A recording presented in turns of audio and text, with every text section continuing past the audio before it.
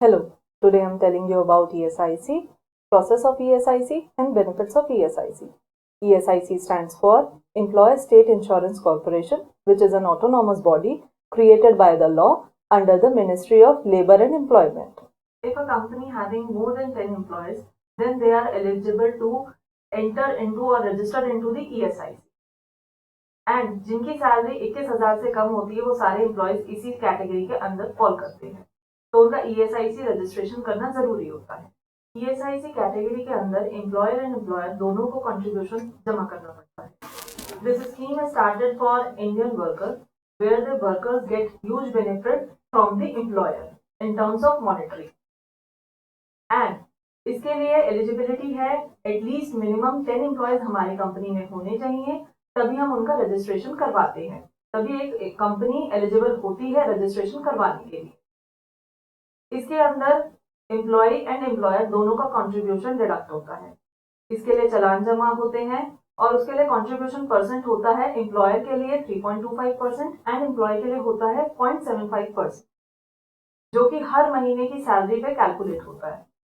Registration of ESIC is fully online, जिसके लिए आपको सिर्फ ESIC वेबसाइट पे लॉगिन करना होता है, that is www.esic.in, where we need to log into the website and click on the enrollment section, where when we have enrolled for the section, then we need to put the details of the company. Details डालने के बाद हमें उसके अंदर company की सारी details डालनी होती है, जिसमें पैन कार्ड, कंपनी का पोस्टल एड्रेस और सारी जानकारी हमें डालनी होती है। फिर उसके बाद हमें जितने भी एम्प्लॉयज कंपनी के अंडर में काम करते हैं उनके बारे में डालना होता है।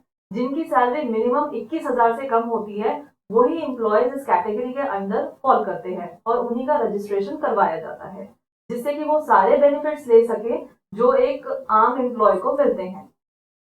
ESIC प्रोसेस इसीलिए बनाया गया है, इनफैक्ट ये भारत सरकार ने इसीलिए किया है इम्प्लीमेंट, ताकि एम्प्लॉयर अपने एम्प्लॉयज को सारे बेनिफिट दे सके, which is in terms of medical and monetary also. Medical purpose के पॉइंट ऑफ व्यू से देखा जाए तो इस प्रोसेस के अंदर जैसे ही हम चलते हैं तो इस प्रोसेस में जिस व्यक्ति को ये बीमारी हो या कोई भी और गंभीर बीमारी से वो पीड़ित हो, उसके अंदर उसे 70% तक भुगतान मिलता है कंपनी के द्वारा।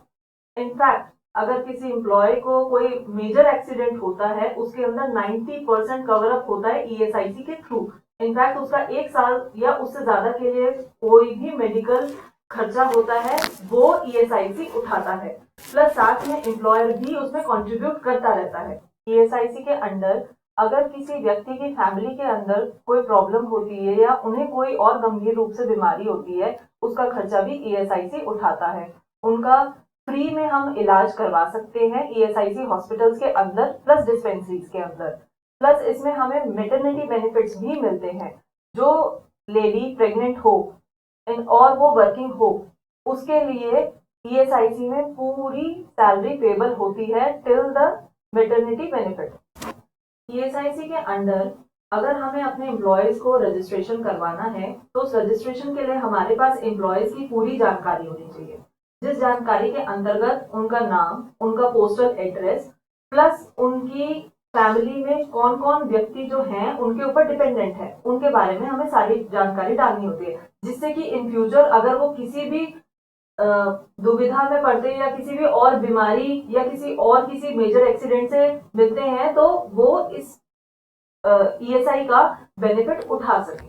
जैसा कि अभी मैंने आपको बताया है कि ESIC के अंतर्गत हम अपने एम्प्लॉयज को कैसे फायदा दे सकते हैं, उसके अंतर्गत हम ESIC का रजिस्ट्रेशन प्रोसेस होता है। रजिस्ट्रेशन प्रोसेस करवाने के बाद उनको ESIC का रजिस्टर्ड कार्ड देते हैं, जिस कार्ड को दिखाकर वो कहीं भी all over India, pan India level पे अपना इलाज करवा सकते हैं, जो कि ESIC रजिस्टर्ड हॉस्पिटल और डिस्पेंसरीज में निःशुल्क होता है।